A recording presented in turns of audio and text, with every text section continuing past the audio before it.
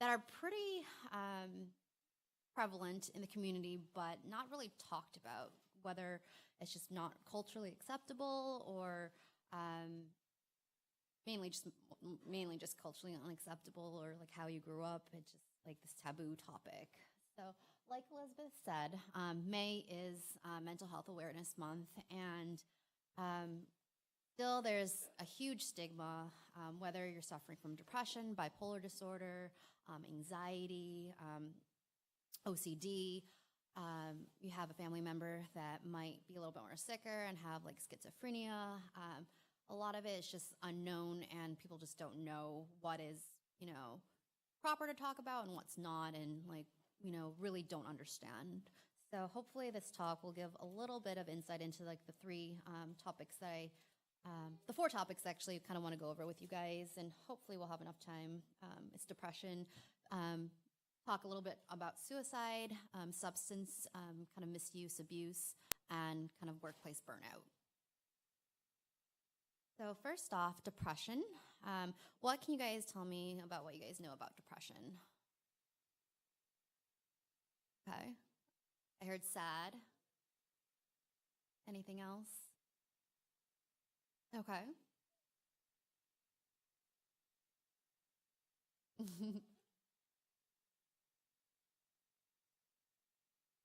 True. Yeah. So that's good. So depression is also for us as clinicians is also known as major depressive disorder. It's pretty prevalent. It affects about 1 in 15 adults in any given year. That's about 6.7% of the population in the United States, and that roughly translates into about 17 million people. So depression is pretty common. 1 in 6 people, 16.6%, will experience depression at some time in their life. Like you guys said, it kind of negatively affects how you feel, the way you act, whether it's, being sad, sleeping all the time. And it also is connected to, a variety of emotional and physical problems, and decreases the person's ability to function at work and home. There are also some other medical conditions that, your provider should kind of look into, because it can kind of mimic depression, whether it's related to more serious kind of conditions such as a brain mass, or it can become something a little bit more treatable, such as like a vitamin deficiency, like vitamin D, vitamin B12 can definitely affect how your mood.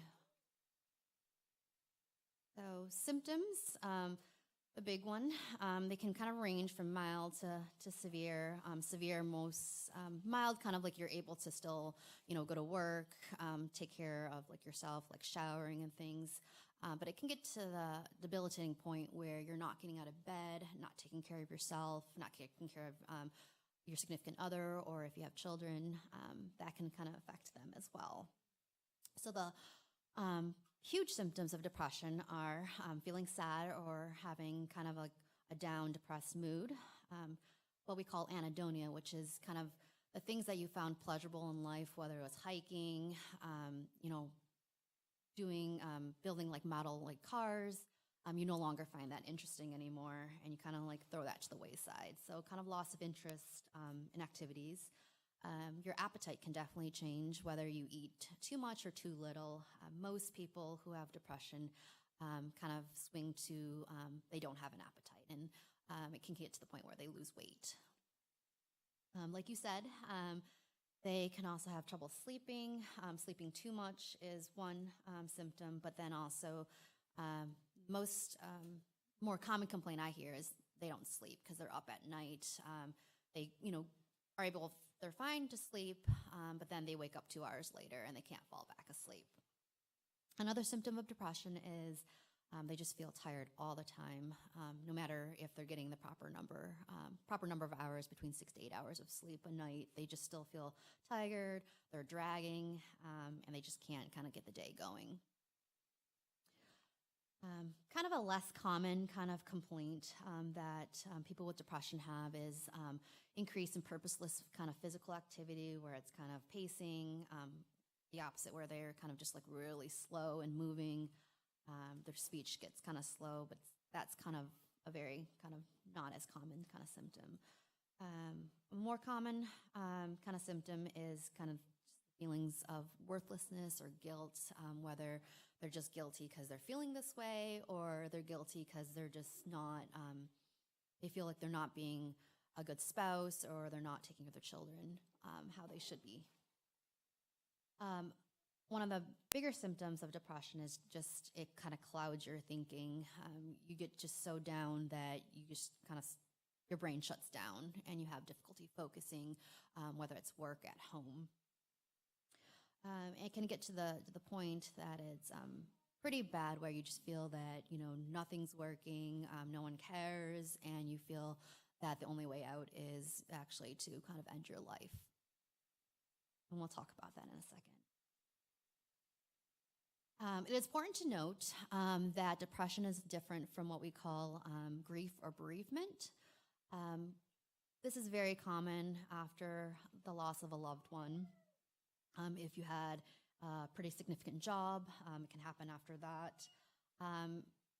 Bereavement is normal, kind of in the process of grieving.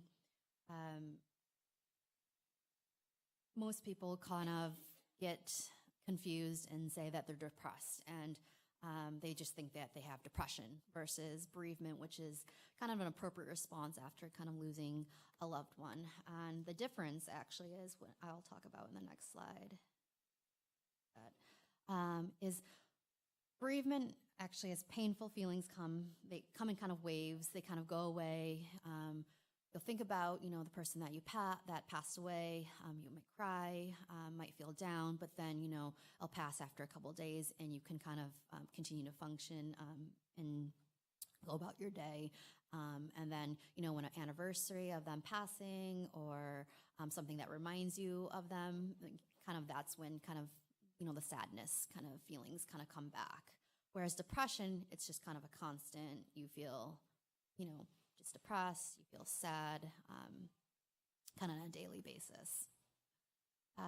They can kind of intermingle. Bereavement can turn into depression after a certain time period. So appropriate kind of grieving period is about 6 months to a year. Anything after that, and if you're still having pretty severe symptoms, not sleeping, losing weight, just really not liking the things that you used to enjoy, not being able to kind of concentrate at work, then that's kind of more serious and kind of turns into depression. And that's when we should be concerned that it's a little bit more serious. So what are kind of factors that kind of increase your risk for depression?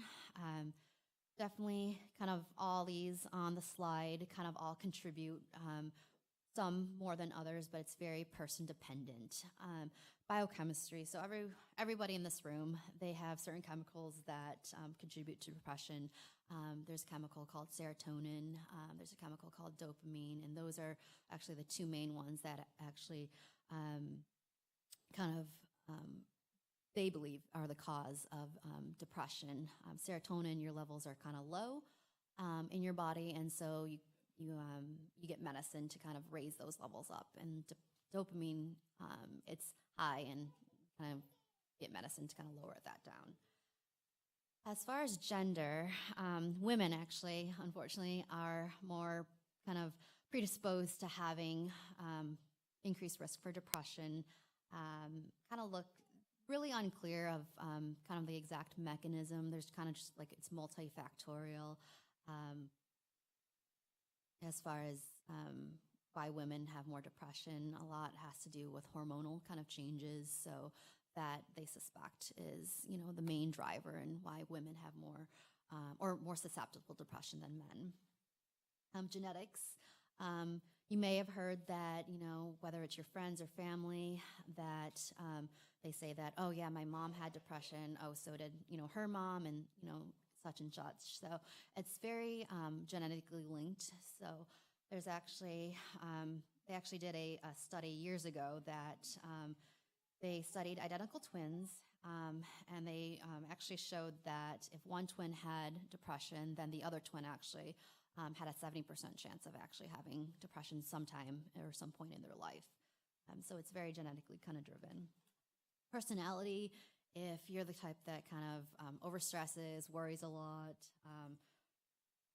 you're more susceptible to getting depressed because you feel like, oh, I need to be perfect over all the time, or you get stressed very easily and get overwhelmed. It's kind of a driver for depression. So also environmental factors, they say that, your kind of background kind of raises you to who you are when you grow up. And that's pretty true with depression as well. You're more susceptible to have depression if you kind of were exposed to violence, neglect, abuse, whether emotional, physical, sexual abuse, or kind of growing up in kind of not the best kind of living conditions can influence your depression later in life.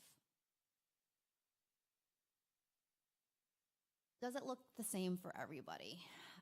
And the answer is no.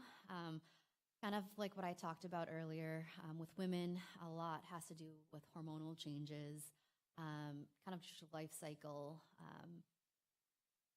You may have a higher link in depression.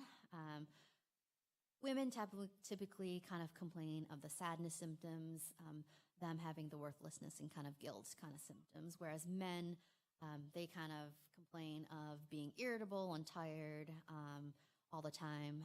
They kind of more complain about not wanting to kind of do the things that they used to enjoy, and they actually have more kind of misuse of drugs and alcohol to kind of help with their symptoms.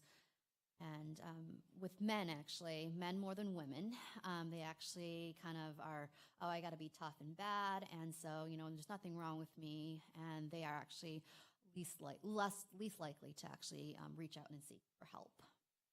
With older adults, it's kind of tricky. A lot of people are like, oh, they're getting old, they're not doing things that they used to do just because they're, they can't get around, but their kind of symptoms are not as obvious, and they kind of have a collection of symptoms. They kind of vary. Then also, in this population, you kind of need to be a little bit more concerned that there's something medical going on before you actually kind of, pin the donkey on the tail, saying that it's depression. So kind of them kind of going through like a more kind of medical workup to kind of check their thyroid, check their vitamin levels, would be a little bit more prudent. With younger children, they actually, with depression, they actually kind of complain. They actually kind of really don't know what's going on, so they might be just fearful, and they tell their parents that, oh, I don't want to go to school. They might be more clingy to them. And also with men, younger children actually get more irritable. They have more irritability, as well as the older adults as well. They're more irritable. With like the teenage age, they may have other symptoms besides depression. They might be anxious, whether it's we see a lot of older teens kind of entering high school. It's a new experience, and so they are just very anxious about homework, getting things done, and that can get them to feel like down about themselves because they are just not used to like the fast pace of high school versus kind of middle school where they kind of ease you in, and then elementary school where it's just kind of like recess every day, all the time. So as far as treatment for depression, about 80 to 90%, if it gets to the point where you're severe enough to need medication to treat the depression, 80 to 90% actually respond to treatment. You may not actually initially respond to the first medication that we try, but the second medication, there's about 80 to 90% that you actually would respond. And treatment-wise, I get a lot of this of like, how long is it going to take? Some people think it's like a magic pill that they're going to not be depressed suddenly after like a day. It can take about about a month to month and a half to kind of get that medicine kind of going in your system. So it is kind of a slow process, and I don't think there's any magic pill like out there that kind of fix whether it's depression or any like diabetes or anything. There's no medicine that's a quick fix, unfortunately. As far as treatment, also, you might actually go through, depending on if you go to a psychiatrist or a primary care doctor first. Your primary care doctor actually might kind of do a more kind of thorough physical exam to make sure they're not missing anything, whether it's your thyroid. A lot of the times when your thyroid level is low, and that the thyroid hormone in your body actually kind of regulates your sleep, regulates your mood, regulates like your body temperature. If that's low to the point that gets really low, you can actually kind of mimic depression where you're kind of just like sleeping all the time and just kind of not feeling well, like lethargic. The other component actually of treatment is psychotherapy, commonly known to everyone as kind of talk therapy. We get a lot of resistance in, oh, I don't need that, just give me medicine, I'll be fine if I just take a pill every day. But they've shown studies over years and years and years that the combination of medication and therapy combined actually is the best treatment for depression. And depending on there are different kind of quality of therapists, and the therapist that you kind of need to look for, whether it's for you or your family member or a friend, is actually a therapist that actually does a special form of therapy, and it's called cognitive behavioral therapy. And that basically teaches a person to kind of recognize that whatever they're thinking that's making them depressed is kind of not, it's a disordered way of, thinking. So they give you kind of tools to kind of change that behavior or that thinking thought process. And this is just kind of a slide that shows kind of the kind of chemicals that kind of are related to depression. So dopamine and serotonin we talked about, and norepinephrine is also one that kind of is linked to kind of the interest kind of thing, the motivation. So what can you do to help yourself or, anyone else that you know if you're depressed? So kind of things to kind of do as you kind of, whether it's, waiting to go see the doctor or waiting for the kind of the medication. If you have to take an antidepressant medication, what are things you can do? So trying to stay active and exercise. There's definitely a link between exercise and your mood. You start feeling a lot better after you like vent, whether it's like punching a punching bag or going out for a run. Definitely it can de-stress you as well. If you are the person that gets kind of overwhelmed and that's causing you to get distressed and depressed, kind of breaking up kind of your tasks, whether it's at work or at home, breaking up large tasks into small ones, setting priorities, kind of doing what you can as you can do, and kind of knowing that, this is what I have, this is, the best I can do, and, I'm okay with it. Also kind of when people get depressed, they kind of isolate themselves, whether it's their family or friends, and it can be hard to kind of socialize and be kind of that outgoing self. So trying to kind of make a conscious effort to kind of actually spend time with friends and family is good. Postponing kind of important life decisions until you feel better is also good. Definitely not going out and buying a car or buying a house kind of when you're feeling not the best. It's probably not the best idea. Avoiding self-medication, and a lot of what we see is they self-medicate with alcohol or marijuana is another common substance that they come to us and say that they've kind of used those two substances to kind of help make them feel better. Whereas actually it's the opposite, where both of those substances actually kind of, in the long term, it actually makes you feel more depressed. It actually kind of depresses your central nervous system, so it depresses, everything that's kind of going on in your brain. And getting enough sleep on a regular basis is always good. Definitely definitely if I don't sleep and I have to get up early in the next morning, I have to do something important, I don't sleep, I just feel kind of cranky in the morning. So trying to get enough sleep is good as well. So kind of just more about helping other ones who are depressed, kind of offer their support, let them know that, you're there for them. They might not always kind of, they might actually be, irritable and snap at you and you're like, oh, stay out of my business, but kind of just continue to offer that kind of reassurance, the support that you're there for them. Never ignore comments about suicide and report them to your loved one's healthcare provider or therapist. A lot of times we hear people get so depressed that they make these flippant remarks that, I'm better off, not living. That is definitely not attention-seeking kind of behavior. It's something that we take very seriously. And if you hear someone make those comments, definitely, call 911, bring them into the emergency department. And the number one priority is to kind of keep them safe, even though they might not necessarily agree with you at that given moment. They might kind of come to that realization kind of after the crisis is kind of over.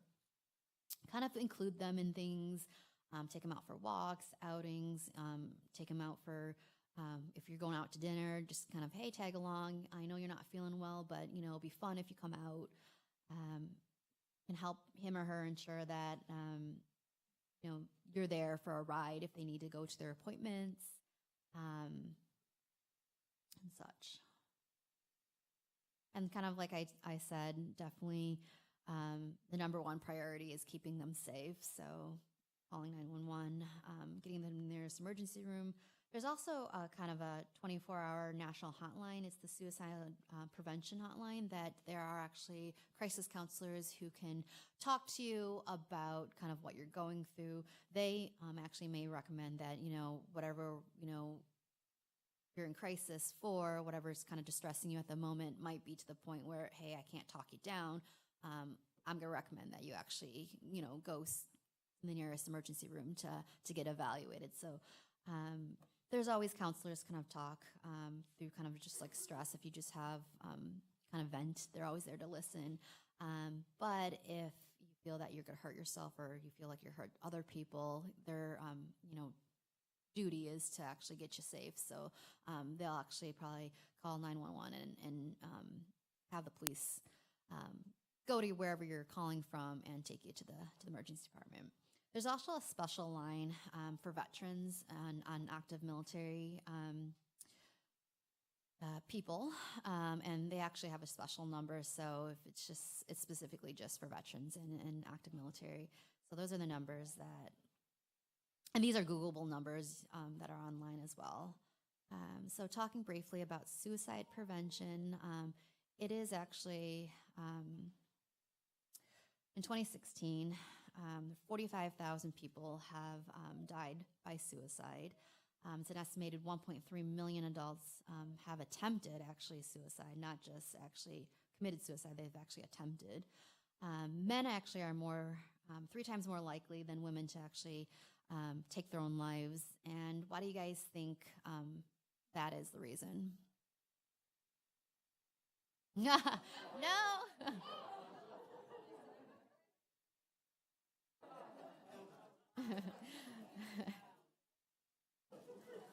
You better run out the door really quickly.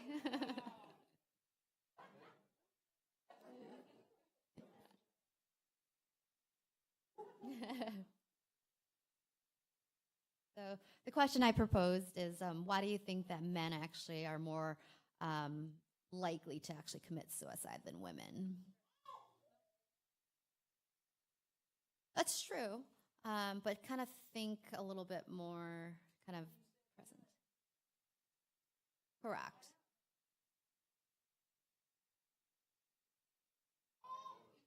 They might have. Okay. That's true. But the reason why actually men are more likely actually to actually commit suicide and successfully is because they actually use more lethal means.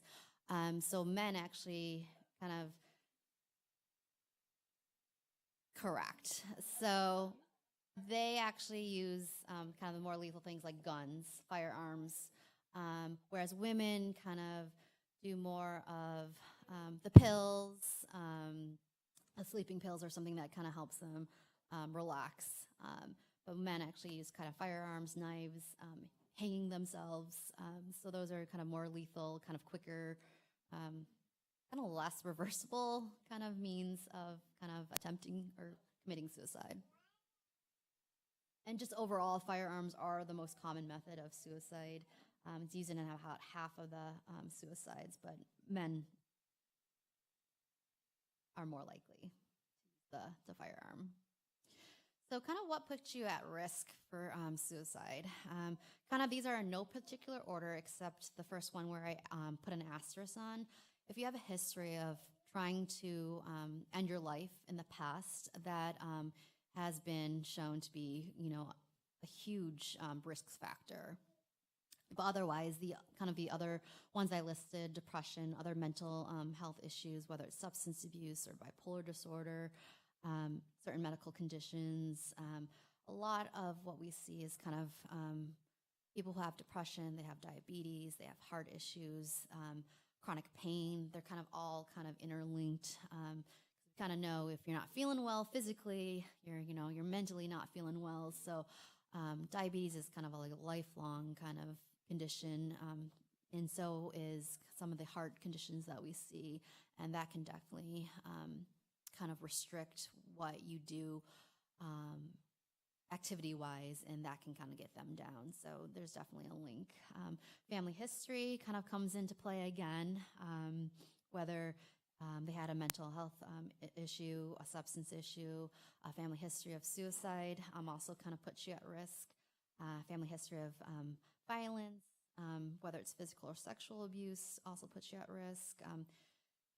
The other risk factor also is, having kind of access to kind of what you could potentially use to commit suicide. So guns is definitely a risk factor of committing suicide.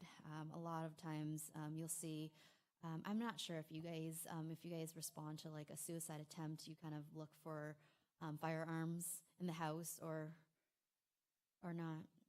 Okay, yeah. So a lot of responding officers will kind of remove, whether the attempt was successful or not, they'll actually remove the firearms from the home, so that wouldn't be pose a risk if the person comes back or for a later time. Also, what puts you kind of at risk for committing suicide is being kind of recently released from prison or jail. And this is kind of more kind of not just like being in jail for like one day. It's kind of being more so in prison for or incarcerated for kind of years, and not just months. Also, kind of what kind of a minor risk factor is kind of just hearing about it is hearing about other people's suicidal thoughts, whether it's kind of family members, people that they work with or go to school with, or even kind of hearing about celebrities.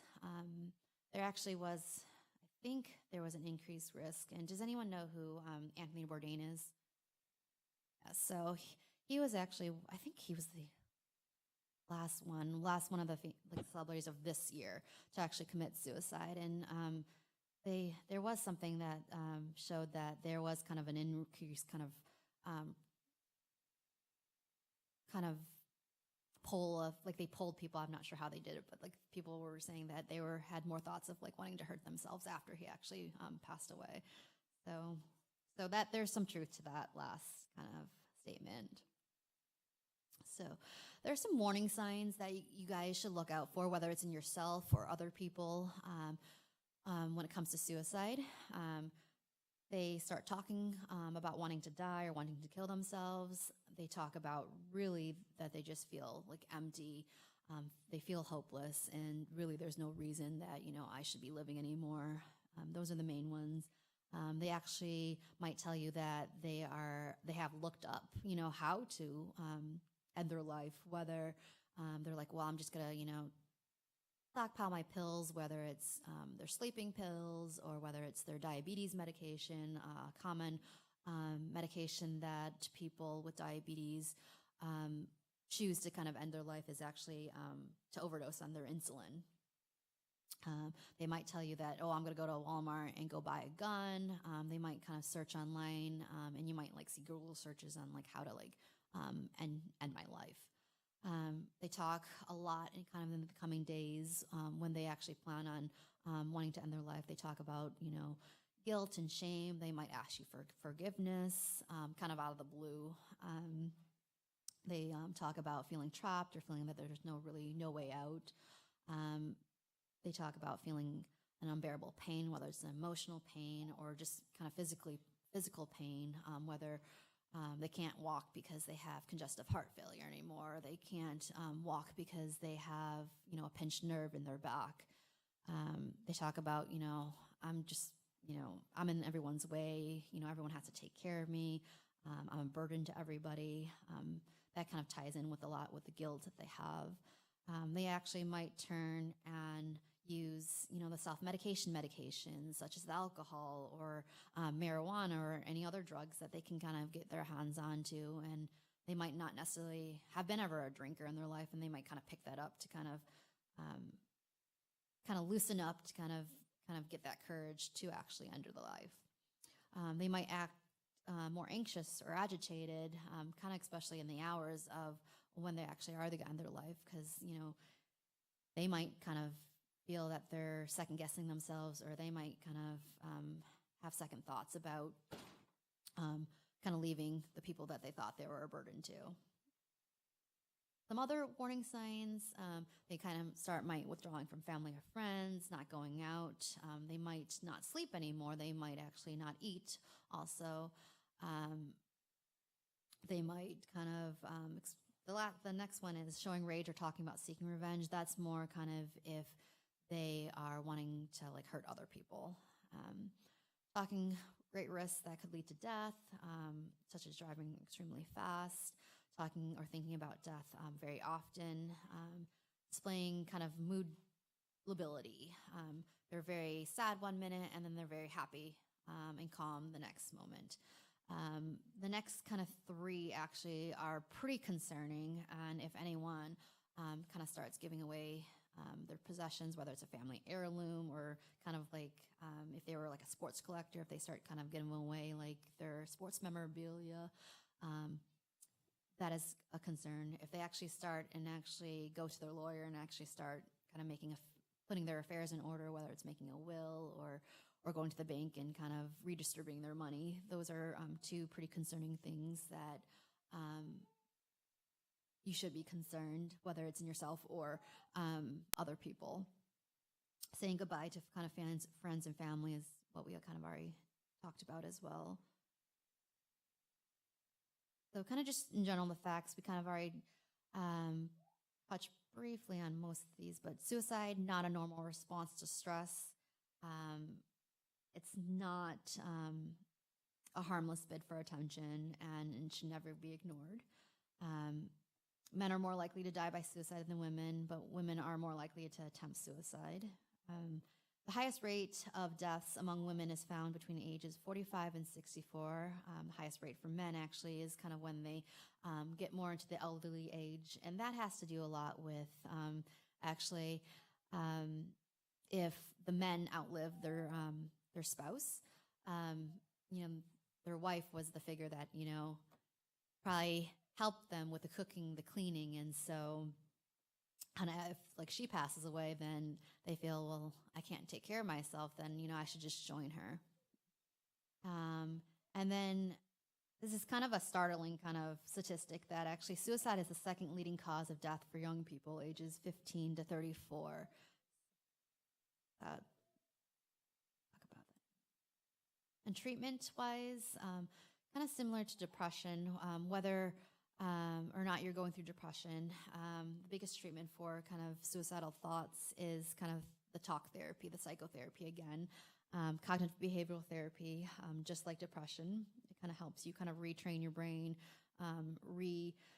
kind of shape your way into kind of new ways of like thinking to kind of for you to better able to kind of tackle like the distressful kind of situation. Another kind of therapy actually is actually a specialized form of therapy as well. It's called dialectical behavior therapy, and it actually helps people recognize when his or her feelings or actions are disruptive or unhealthy, and actually teaches them skills to kind of better deal with the upsetting situations. And so kind of what are kind of things you can do?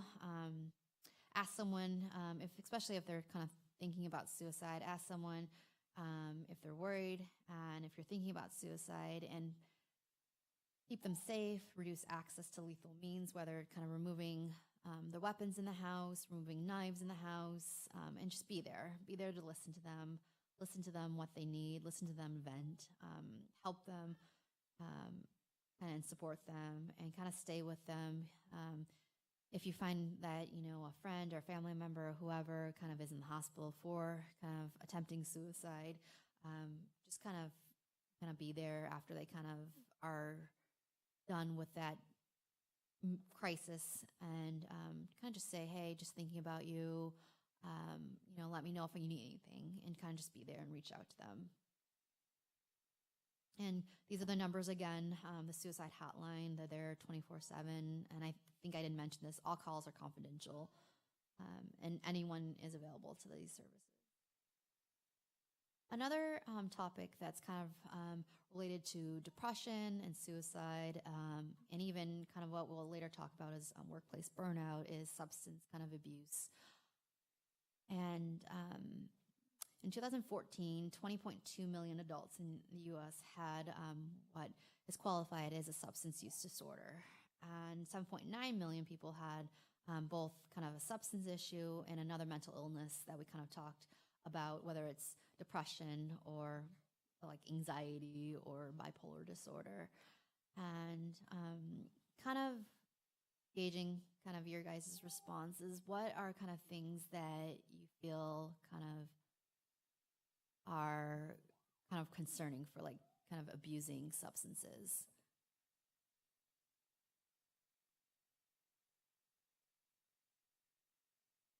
Or how do you know someone has a problem?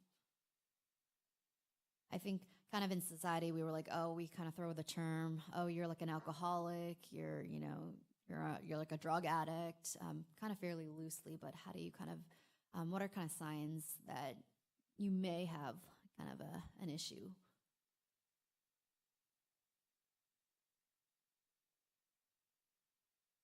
Okay. In what way?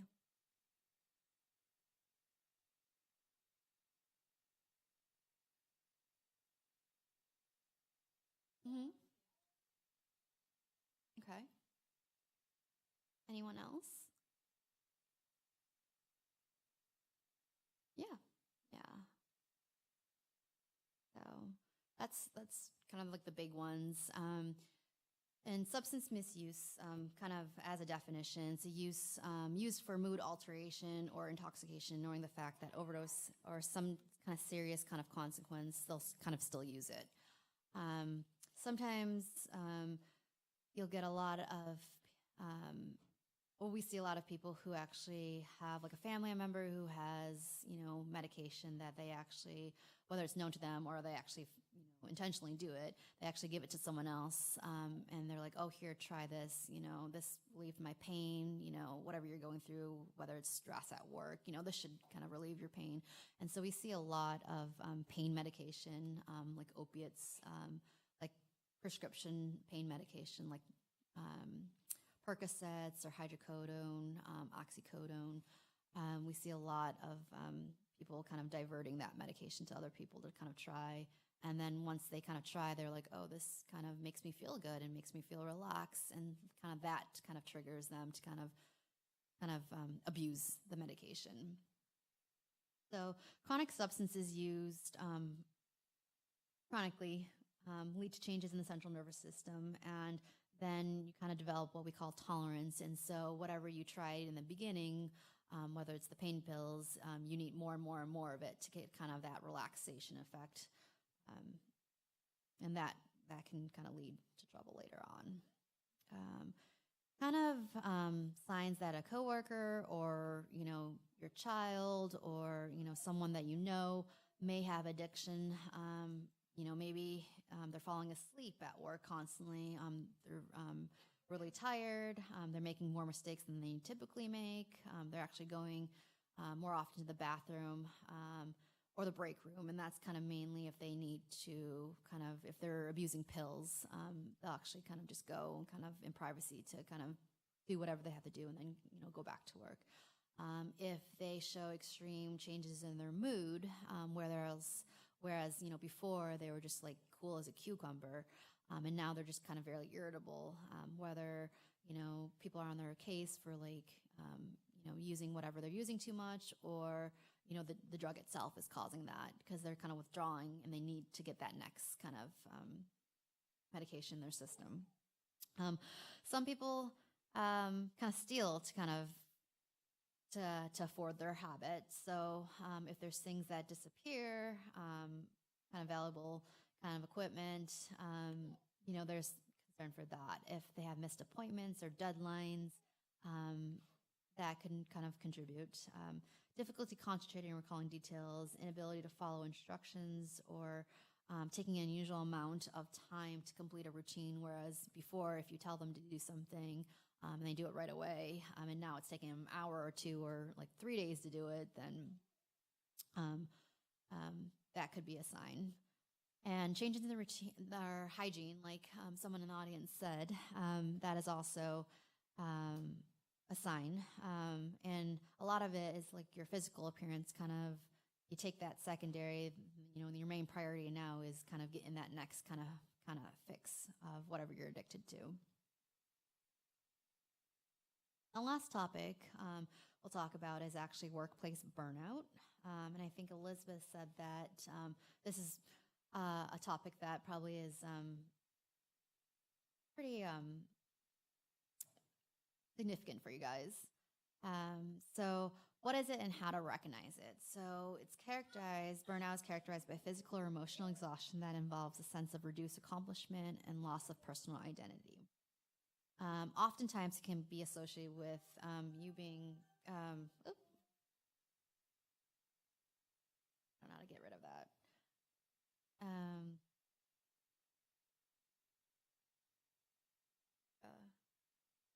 Yeah, I can't even, there's no mouse.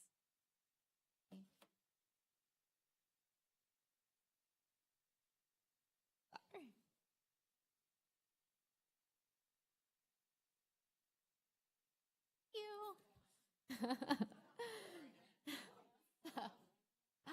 Often involves cynicism and effectiveness in the workplace. You're just kind of chronically like pessimistic. So like a stressful workplace condition.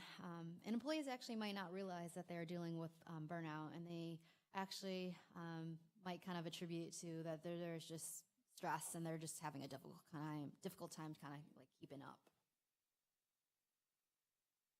So kind of signs of workplace burnout, and actually kind of taking a poll, like how many kind of you guys feel that, work has gotten to the point where they're like, oh, I'm fed up with it. I'm just tired.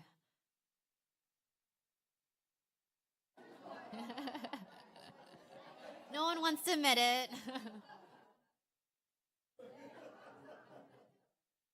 But I think everyone, and even including myself, like there are times where you do get burned out, and it is common. Whatever kind of career path you do, it is common to have burnout. But there are ways to kind of help yourself kind of know when you get burned or when you're about to get burned out, and ways to kind of try to prevent you from getting burnout, because it kind of impact a lot of things. The main thing is job performance. So kind of the signs of burnout is when you start feeling kind of tired, you're not motivated as much as anymore.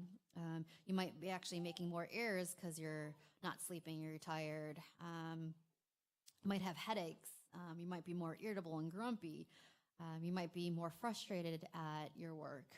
You might be kind of more suspicious of like coworkers, not in the sense that, you feel like they're going to hurt you or anything, but kind of you misperceive like what you would normally if they're trying to help you, do something because you're kind of just like lagging.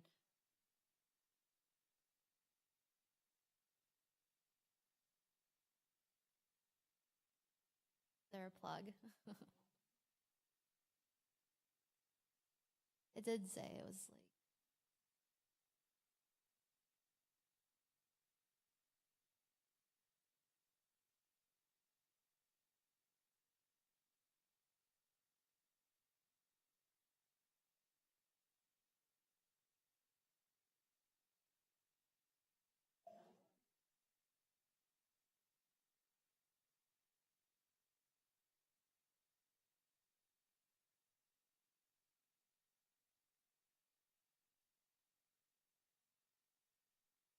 Oh, it's okay. Oh yeah, we'll be done. I'm keeping it.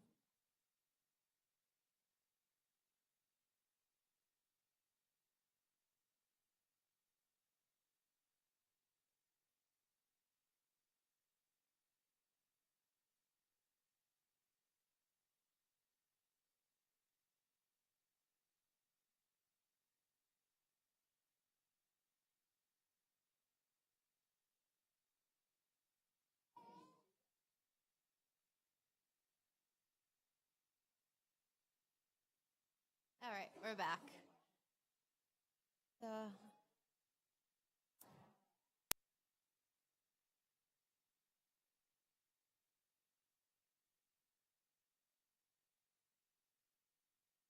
okay. So kind of talking about more about burnout, it can get to the point where it's bad enough that you actually start kind of abusing this, alcohol or like marijuana or you know, um, some people abuse like stimulant medication like Adderall. Um, they actually are more negative about their workplace. They might be sarcastic about their workplace, and they might actually doubt themselves to the point. So, kind of what are the consequences of burnout? It can lead to poor physical health. It can lead to depression.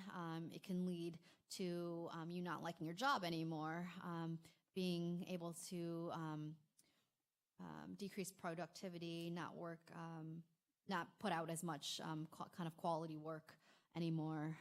It might cause you to kind of call out from work kind of more often. Might increase risk for accidents, whether it's kind of like motor vehicle, like getting to work. If your job involves like heavy machinery, it can cause more accidents that way. You being kind of more negative and cynical, it can kind of lead to an overall poor kind of workplace kind of morale. There might be communication kind of breakdown where you just kind of stop communicating to whoever you need to report to, whether it's your team leader or your coworker about a project that you're working on. You kind of might just kind of not communicate to them as often. It can lead to increased turnover where kind of you not liking your job, thinking that things are not going to get better. You might quit your job and saying that it's your job's fault and kind of not the burnout as the reason. Causes is kind of briefly not being in control of your job, not knowing actually what your job, the expectations of your job is, can lead to burnout. Dysfunctional kind of workplace can lead to burnout.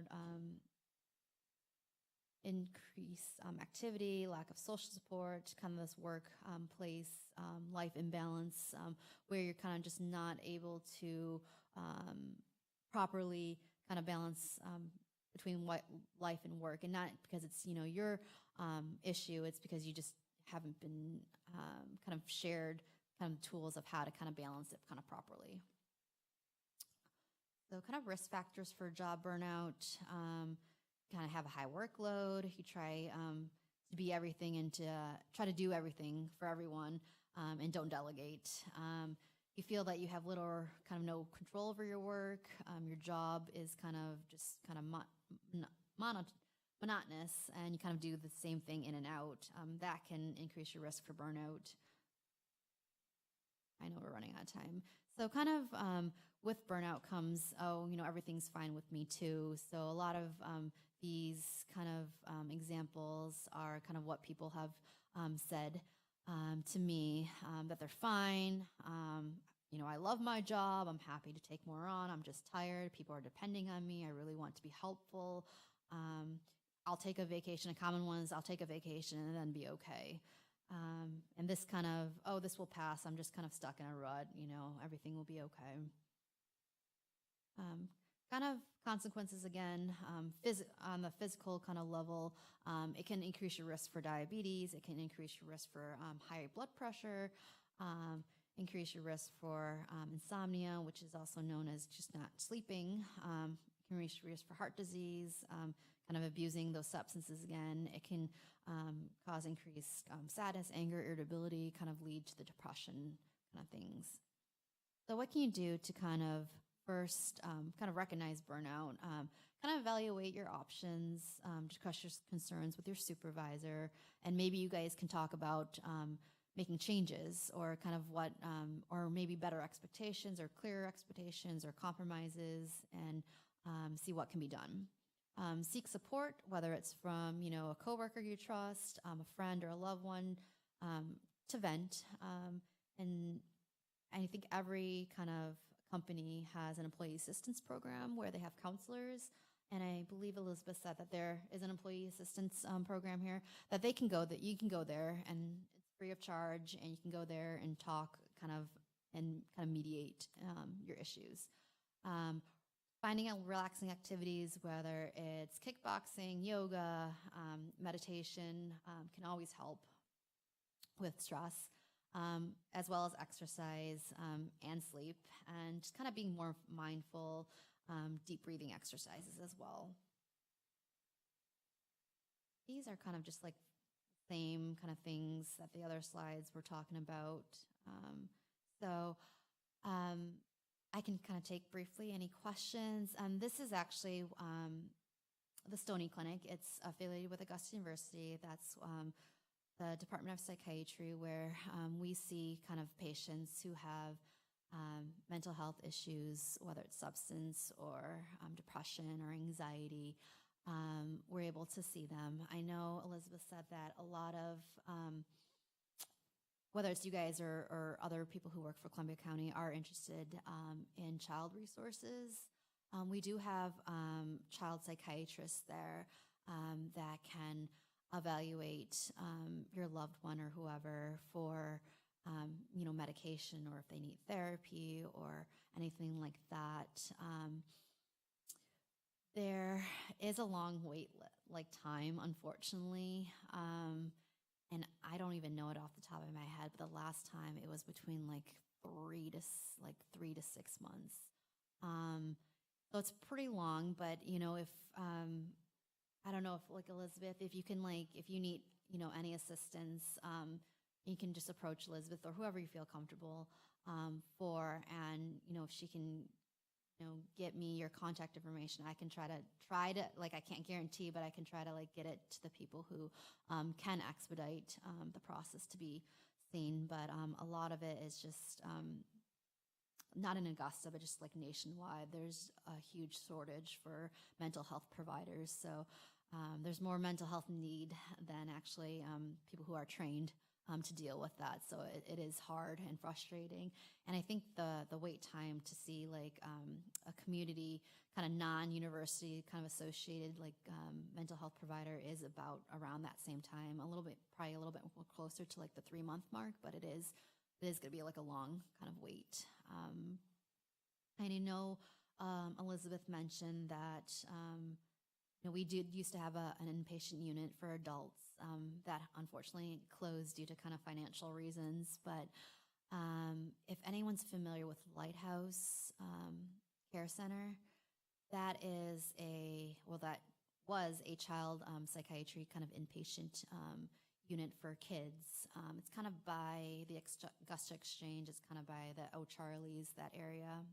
Um, but that company actually has plans to build actually an adult unit on that same property. So hopefully by the fall, winter time of next year, we will have, again, an adult unit in Augusta. We don't have to necessarily send, whether it's your loved ones or your friends, out of the area to like Atlanta or Savannah. So is there any questions before we end? I know there's a lot of information thrown at you.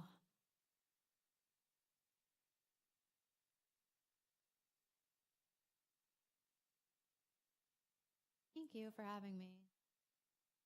And if there's anything, if like next year, if there's gonna be a similar like, mental health kind of talk, is there anything specific that you guys want to learn about or need, kind of help navigating with?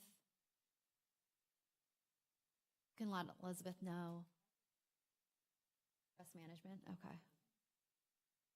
Okay.